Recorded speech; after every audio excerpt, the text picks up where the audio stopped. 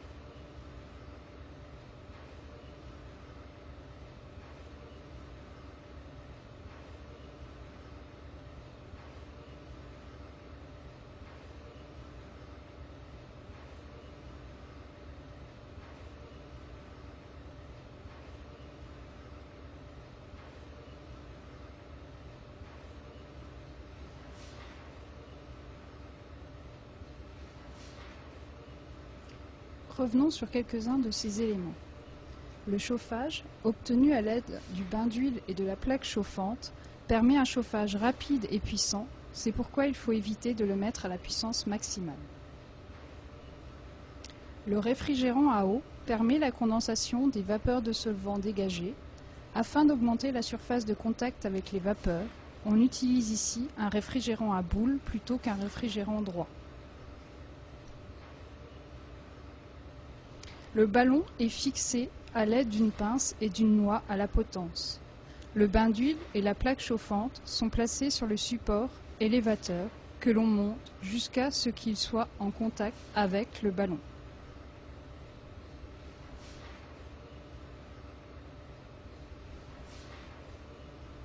Le chauffage doit pouvoir être écarté du reste du montage lorsque le support est en position basse. C'est pourquoi le ballon doit être fixé à une hauteur suffisante.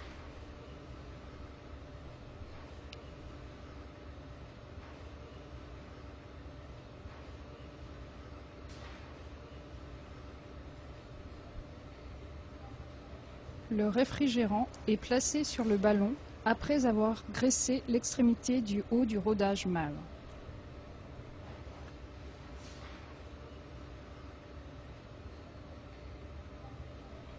On place un clip entre le ballon et le réfrigérant. On place également une pince ouverte de façon à maintenir le réfrigérant vertical.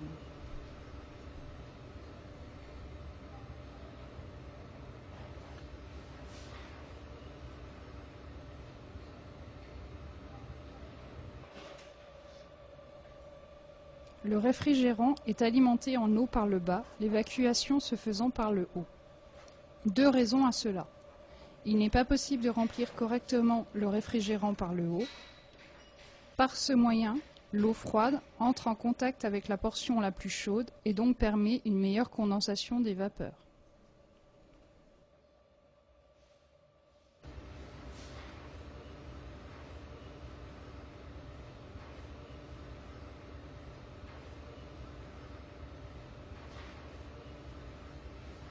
On ne doit absolument pas placer de bouchon à l'extrémité du réfrigérant. En effet, si le système est fermé, l'ébullition du solvant provoque une surpression dans le système, ce qui doit être évité. On va s'intéresser à présent à la mise en place des réactifs dans le ballon et à la synthèse d'un ester odorant, l'acétate de 3-méthylbutyl ou acétate d'isoamyle, qui est un arôme alimentaire à odeur et saveur de banane. Cette synthèse a pour équation bilan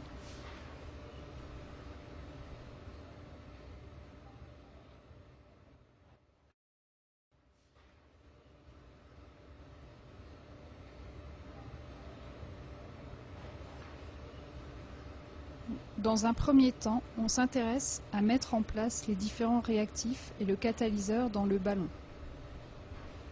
Pour cela, il faut enlever le ballon du montage en s'assurant que le réfrigérant est bien maintenu et le poser sur un valet sous la hotte.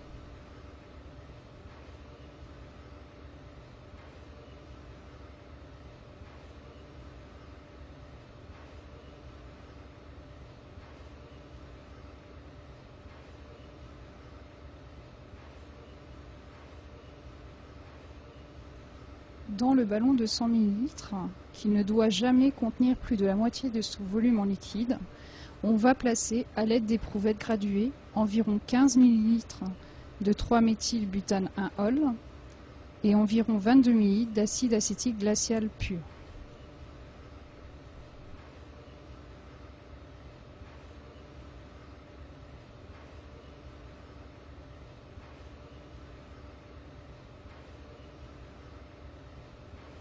Pour effectuer ceci, il faut absolument mettre des lunettes et des gants, ainsi que se placer sous la hotte, car l'acide acétique pur peut provoquer de graves brûlures, comme tout acide concentré, et qu'il est nocif par inhalation, tout comme l'alcool isoamyle.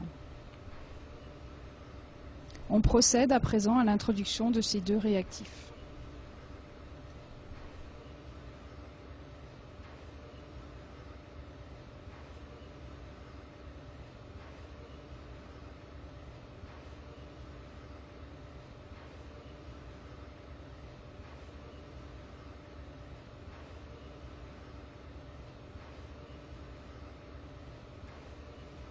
On ajoute ensuite, avec précaution et en ayant des lunettes et des gants de protection, quelques gouttes d'acide sulfurique concentré, environ 15 gouttes, à l'aide d'une pipette Pasteur, puis quelques grains de pierre ponce.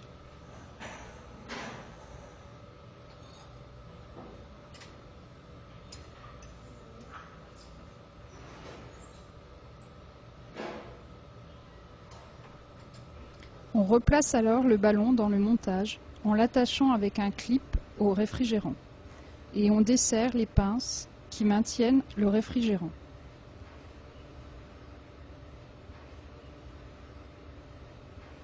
On vérifie que l'eau froide circule bien dans le réfrigérant.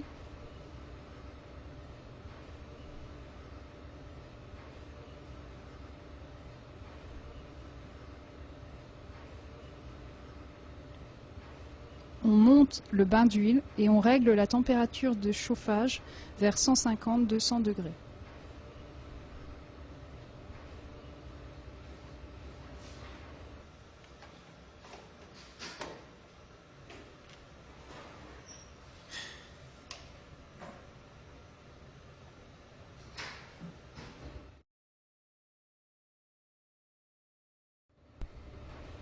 On maintiendra une ébullition douce pendant environ 20 minutes.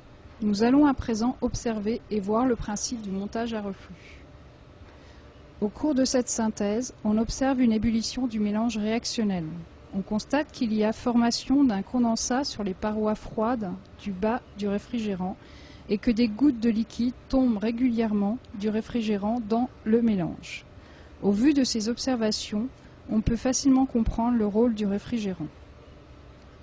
Les vapeurs des réactifs et des produits, ou du solvant, présents dans le mélange réactionnel en ébullition, se forment et s'élèvent dans le réfrigérant.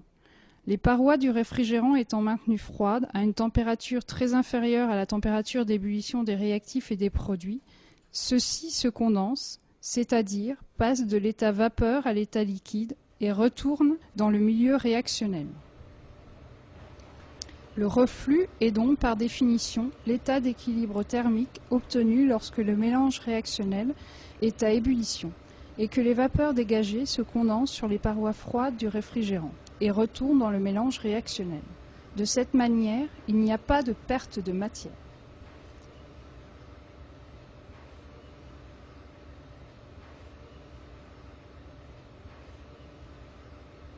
Pourquoi dans ce cas ne bouge-t-on pas le haut du réfrigérant, ce qui empêcherait toute perte de matière?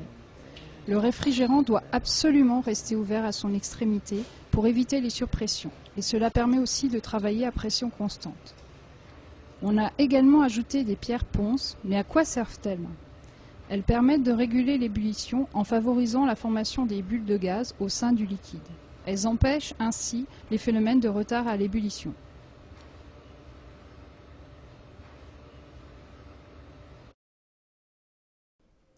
Le mélange réactionnel ayant été porté à ébullition durant environ 20 minutes, on arrête le chauffage,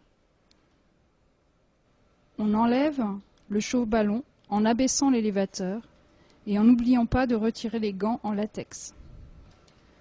On n'interrompt cependant pas le débit d'eau dans le réfrigérant afin que le mélange réactionnel soit froid pour éviter le dégagement de vapeur dans l'atmosphère.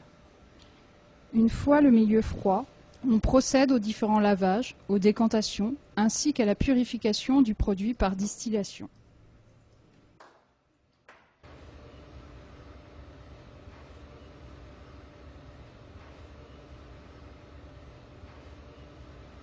Quel est finalement l'intérêt du chauffage à reflux pour cette synthèse? À température ordinaire, bon nombre de transformations s'avèrent lentes, et en particulier l'estérification. Afin d'augmenter leur vitesse, on peut jouer sur la température du milieu réactionnel en l'augmentant. Ce n'est certes pas le seul moyen à notre disposition. On peut par exemple utiliser l'acide sulfurique comme catalyseur pour les transformations d'estérification. Ainsi, ce montage est très rapide à mettre en œuvre et permet un contrôle efficace de la température.